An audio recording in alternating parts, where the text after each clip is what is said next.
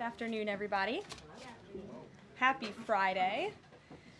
As you all know, the President is currently undergoing his routine and long-scheduled physical at Walter Reed Medical Center, and we will have a readout from the White House physician.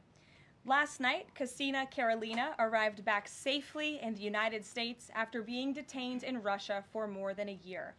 Since Inauguration Day, President Trump and his team have secured the release of more than 40 detained Americans abroad. This is more than half of the number of Americans released by Joe Biden in 4 years, and President Trump has brought these Americans home in 80 days. This administration will continue to work hard to bring Americans home from around the world. As I've said before, and I will say it again today, everybody in this room has access to the most transparent and accessible president in American history. The cabinet meeting yesterday was further proof. President Trump asked each secretary to provide an update to all of you in the media on the critical work they are doing at their respective agencies to deliver on his agenda. And according to new reporting from the Washington Times, who I believe is in this room today, President Trump answered nearly 100 questions from the press, all of you, during his first 3 open press cabinet meetings this year. That's nearly 20 times the number answered by Joe Biden in cabinet meetings during his entire 4 years in office. In more excellent economic news that was released yesterday, the Consumer Price Index report showed inflation fell to 2.4% in March, smashing expectations for the second straight month in a row. This marked the first drop in consumer prices dating all the way back to the COVID pandemic. Prescription drug prices saw the largest monthly decline on record. Prices for airfare, used vehicles, and car insurance all decreased as well. And energy prices fell 2.4% in March, driven by plummeting gas prices around the country. Also yesterday, House Republicans answered President Trump's call to move forward the budget resolution and officially set the stage for the passage of one big, beautiful bill. The American economy will boom after this bill is passed and the rest of the president's pro-growth agenda goes into effect. The largest tax cuts and deregulation in history, coupled with our energy industry unleashed and renegotiated trade agreements that put America first, are the ultimate formula to usher in the golden age of America. On that note, more than 75 countries have now reached out to the Trump administration, eager to address the trade issues that have exploited America and hurt our workers in the process. The phones have been ringing off the hook to make deals, and these countries wisely heeded President Trump's warning not to retaliate, and as a result, they were rewarded with a 90-day pause and substantially lower reciprocal tariff rates during this period so potential solutions can be achieved. Past presidents just willingly accepted the failed status quo on trade that ripped off our workers and our companies. But that's not who this president is. He creates his own leverage and negotiates deals better than anyone else who has sat in the Oval Office before him. And that process is currently underway. On another matter, the deadline for registration under the Alien Registration Act is today. All foreign nationals present in the United States longer than 30 days must register with the federal government.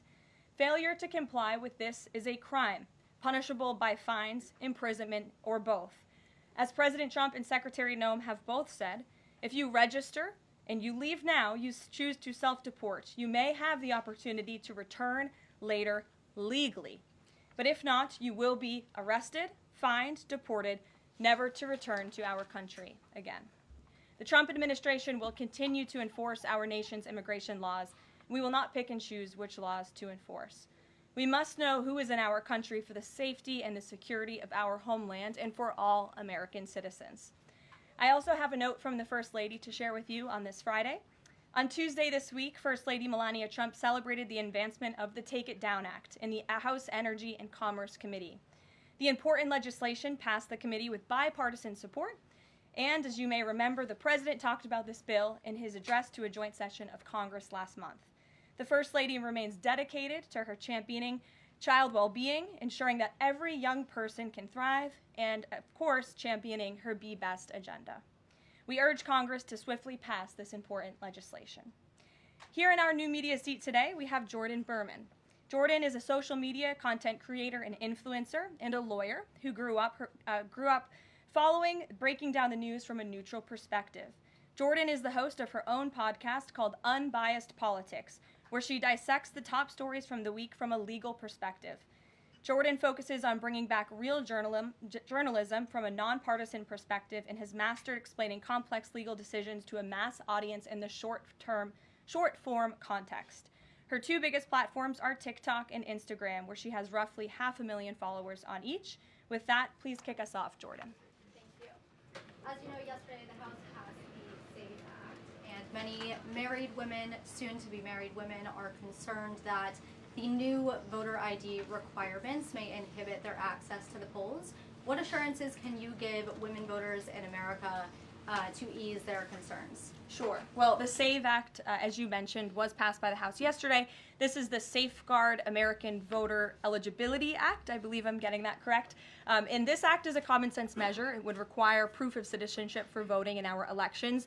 The Democrats have been fear-mongering about this bill, have been saying that married women, if their name has changed, they didn't change it on their identification, would not be able to vote. That is complete fallacy. There are outlined in the bill about how to avoid that.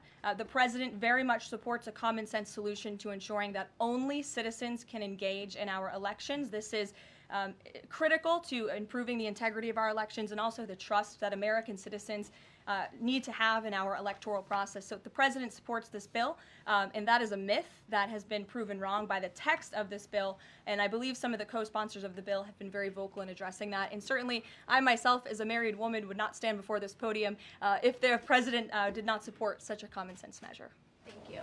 For my next question, I actually want to give a voice to the American people. I sourced a question from one of my listeners. Her name is Bryn. She is from Oregon. And she asked, what, if any, plans do you have, the administration, for the money that will be generated by tariffs imposed on foreign goods? How will the administration facilitate the development of American industries when many critical components, labor, parts, etc., are much cheaper and more feasible from foreign entities? It's a great question from your listener, and I want to thank her for submitting it to you to ask. That's the part of the new media seat is so that everyday Americans across the country have a voice in this room. So thank you again for being here. Thanks for the question. The president's point about his trade and tariff agenda is to bolster our manufacturing industries here in our country, to bring down the cost of living here in our country, and to ensure that we are maintaining critical supply chains here in America. We cannot be dependent on countries like China if we want this country to be strong and wealthy. So the president wants to restore wealth to America by shoring up these jobs here at home, which will result in good paying jobs and higher wages for the American public.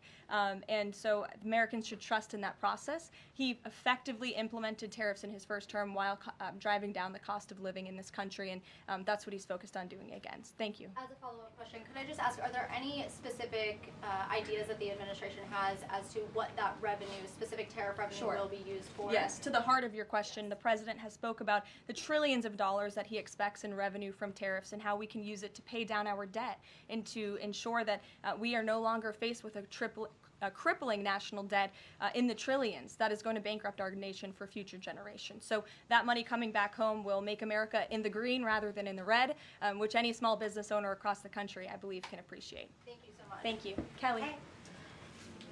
Tomorrow there will be negotiations between the United States and Iran in Oman. What are the president's chief goals for that, and is he satisfied with how Iran is responding to this? They don't want direct face-to-face negotiations, instead sort of old-school shuttle diplomacy where they're in separate rooms and messages are passed back and forth. So is the president comfortable with the arrangement there, and what is the chief objective? Well, I have spoken to both the president and also his national security team who will be engaged in these discussions. These will be direct talks with the Iranians, and I want to make that very clear. I also spoke to the president just last night about his goal when it comes to Iran, and he has reiterated repeatedly to all of you publicly and also privately to his team here at the White House, his ultimate goal and the ultimate objective is to ensure that Iran can never obtain a nuclear weapon. The president believes in diplomacy, direct talks, talking directly in the same room in order to achieve that goal. But he's made it very clear to the Iranians, and his national security team will as well, that all options are on the table, and Iran has a choice to make. You can agree to President Trump's demand, or there will be all hell to pay. And that's how the president feels. He feels very strongly about it. And can you update us on Mr. Witkoff in Russia and what's happening with direct communications with Vladimir Putin? I can confirm that Mr. Witkoff is in Russia to have direct communications with the Kremlin and with Vladimir Putin. This is another step in the negotiating process towards a ceasefire and an ultimate peace deal in Russia and Ukraine. As these negotiations are ongoing, I obviously will not get ahead of the president or his team, but I think the president has been quite clear that he's been continually frustrated with both sides of this conflict, and he wants to see this fighting end. He wants the war to end. We believe we have leverage in negotiating a deal, to a peace deal, and we're going to use that leverage, and the president is determined to see this through. Thank you. Sure. Thanks, Caroline. President Trump has said China wants to make a deal on tariffs. The president says he has a great relationship with Chinese President Xi. He's willing to speak with him directly. Why doesn't the president just pick up the phone and get this ball going? All of the things the president just said are true. The president, as I said from the podium just a few days ago when I was up here, would be gracious if China intends to make a deal with the United States. If China continues to retaliate, it's not good for China. The United States of America is the strongest, best economy in the world, as evidenced by the more than 75 countries who have called the administration immediately to cut good deals. So the president wants to do what's right for the American people. He wants to see fair trade practices around the globe, and that's his intention and his goal. So is he waiting for China to make the first move here? I'm not going to comment on communications that are happening or may not be happening, or either way. We'll leave it to our national security team to get these discussions underway. And as always, in the effort of transparency, we will provide updates moving forward. But the president has made it very clear he's open to a deal with China. Why is he optimistic that China's going to make a deal or wants to make a deal? If they're not talking, where's that optimism come from? He's optimistic. Hey, Sean. why would any of our allies work with us to isolate China in a trade war if we're treating friend and foe alike? You'll have to talk to our allies who are reaching out to us. The phones are ringing off of the hooks. They've made it very clear they need the United States of America. They need our markets. They need our consumer base. You saw Prime Minister Benjamin Netanyahu in the Oval Office with the president saying that he was going to bring down all of their monetary tariffs and their non-monetary tariff trade barriers as well. We've heard from South Korea. We've heard from Japan. The president has spoken to Vietnam. We have Italy coming to the White House next week. There's a reason for that, Sean, and it's because they need the United States of America and our business model and our markets to survive, and the president is using that leverage to our advantage. Michael. Hey, thank you, Caroline. Two-part question on China. Beijing says it will simply ignore any further tariff escalations from the U.S. Does President Trump see this as China backing down? And as a follow-up to that, what do you say to people like Shark Tank's Kevin O'Leary who say, you guys simply haven't tariffed China enough? Look, the tariff rate on China remains where it was yesterday, at the 145% level. The president made it very clear when the United States is punched, he will punch back harder, and he hopes to make a deal that benefits the American worker and our companies that have been ripped off for far too long, and he's finally taking bold and courageous action to do that. You know, taking on China is, in the terms of trade and tariffs, is something that both Democrats and Republicans alike have spoken about for decades. President Trump is finally doing it. Caroline, real quick, the president of El Salvador is coming to the White House on Monday. Does President Trump want him to bring Kilmar Abrego Garcia with him? The Supreme Court made their ruling last night very clear that it's the administration's responsibility to facilitate the return, not to effectuate the return. I believe the Department of Justice just filed another brief in the lower court. I would defer you to that for any updates. But as you mentioned, President Bukele will be here at the White House on Monday to talk about the cooperation that is at an all-time high. And we very much appreciate President Bukele and El Salvador's cooperation and the repatriation of El Salvadorian gang members who the previous administration allowed to infiltrate our country. Sure. Thank you very much, Caroline. The president spoke quite highly of the great relationship that he has with the Turkish president. We know that the president might be heading off to the Middle East very soon. Is he planning to meet with the Turkish president, either here in the White House or in Turkey? Any plans? I don't have any details about the president's overseas trip other than to say he was surely going to Saudi Arabia. There could be more countries as part of that trip. We're working on the details, and as I've said repeatedly, we will provide the details of that trip as soon as possible. A trip to Turkey, or his invitation to the Turkish president, is under consideration? I'm not going to comment on the details of the trip, but once they're confirmed, I will certainly let you all know. Yes, Stephen. Thank you, Caroline. I'd like to ask you about presidential health and also about tariffs. On presidential health, are there plans for the president's physician to come here and take our questions? And also, President Trump repeatedly makes remarks about the former president's health. Is he considering using his executive powers to bring any greater transparency there? As I have said, the president is undergoing his long-scheduled physical. It's a yearly physical that every president receives, and we will provide an update on that by the president's physician as soon as we possibly can. And about the former president and transparency regarding his health, are there... Well, I can tell you there was certainly a lack of transparency from the former president, from the entire former administration, and frankly, a lot of people in this room when it came to the health and the competence of the former president of the United States, Joe Biden. There was one of the greatest cover-ups and frankly political scandals this nation has ever seen. It's been unraveled in some recent books that are being written by journalists who engaged in that cover-up and scandal, which is quite ironic. But this president is clearly committed to transparency. You in this room see him and hear from him on a daily basis. You in this room know from covering him, it's hard to keep up with him. He is a machine working around the clock every single day.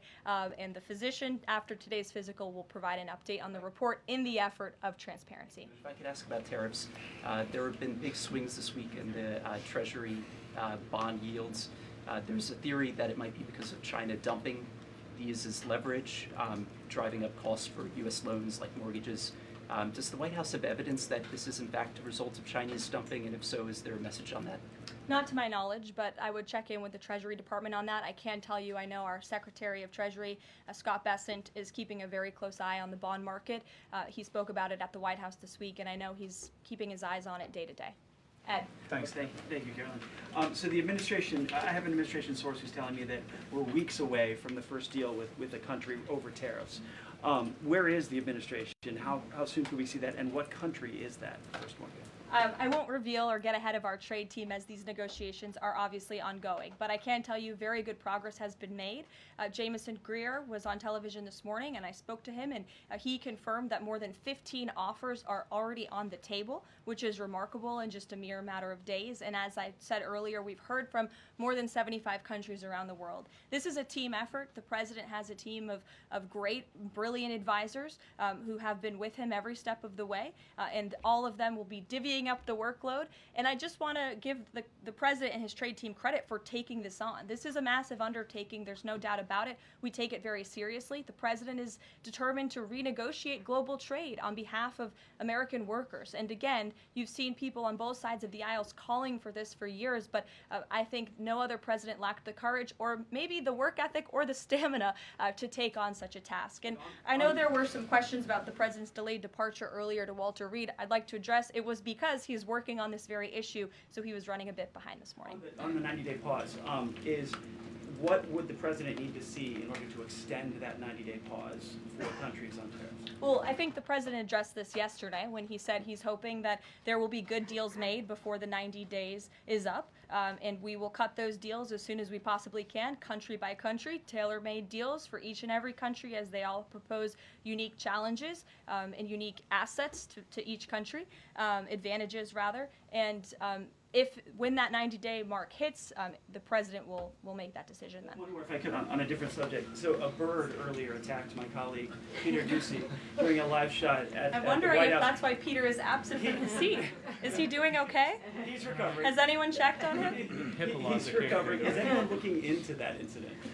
I could check in with GSA to see if anybody here is looking into it. I also understand there was a mouse in the briefing room earlier today, so I'm hoping somebody checked in on that, as I'm hoping it doesn't run up here and distract me. That would be a good way for all of you to distract me, actually, have a mouse come run up here.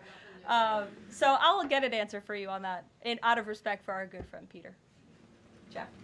Why is American consumer confidence so low? Look, I think there's a great optimism in this economy, great optimism for the American people, a lot of reason for people to feel optimistic. The president is, as I just said, trying to renegotiate the global trade agenda that has ripped off the American people for far too long. As he said, this is going to be a period of transition.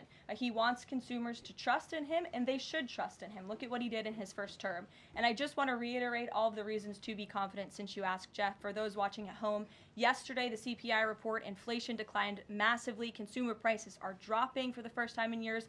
Energy prices are down. In fact, oil prices are down 20% since this president took office. Wholesale prices fell again. There have been trillions of dollars in investments into this country. Every day the president is signing executive orders to cut regulation, especially when it comes to Environmental Protection Agency, our energy industry. That's going to unleash the economic boom in this country that we saw in the president's first term. So trust in President Trump. He knows what he's doing. This is a proven economic formula. What is he asking of Americans at this time? He talked about transition costs, transition problems. Is he asking something specific for Americans to do? No, I think the president is asking for Americans trust in Trump, as I just said, trust in his economic agenda and formula. It's a proven formula that works. And by the way, clearly the American people do in fact trust him because they did just overwhelmingly elect him to this office. Jennifer. Is he going, I'm asking about the physical, is he undergoing any general anesthesia, and can you outline any of the other tests that he's doing today? He is not. He is undergoing quite a few tests, imaging. Again, it's a it's a yearly physical, so there's quite a lot that goes into it to make sure the president is accomplishing all of his goals, and we will provide a readout of that as soon as we can. And will you be committed to releasing all of the results, as many of the results as possible? Of course, yes. The president's physician will do that. I spoke with him this morning. Sure. Will you guys also consider releasing the president's fitness plan? He actually looks healthier than ever before. Healthier than he did 8 years ago, and I'm sure everybody in this room could agree. Is he working out with Bobby Kennedy? And is he eating less McDonald's? I can confirm the president is in very good shape, as you see, on a near daily basis here. And in that vein, thank God it's Friday. It's been a very long and busy week here at the White House. We will see you all on Monday, and we will release the results of that report as soon as we can. Have a great weekend, everybody. Thank you. Have a great week.